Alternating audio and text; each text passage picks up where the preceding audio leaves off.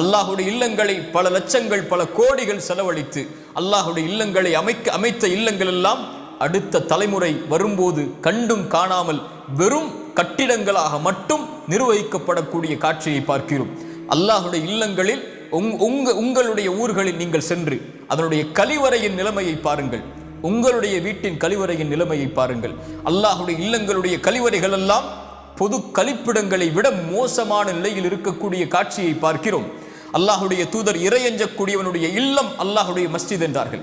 ஒரு முஃமினுடைய வீடு அல்லாஹுடைய மஸ்ஜித் என்றார்கள். உங்களுடைய வீட்டிற்கு மேல் நீங்கள் பேண வேண்டிய உங்களுடைய முதல் வீடு அல்லாஹுடைய இல்லம் என்றார்கள். இன்று கழிவறைகளுடைய நிலைமை, அன்றைய காலத்தில் கட்டப்பட்ட கழிவறைகள் ஒரு ஆணுடைய மர்ம உறுப்புகள் வெளியே தெரியும் அளவிற்கு சிறுநீர் கழிக்கக்கூடிய நிலைமையில் கட்டப்பட்ட கழிவறைகள் கூட இன்று வெறும் அங்காடிகளைப் போல் பாதுகாக்கப்பட்டு அதே நிலைமையில் இருக்கிறது.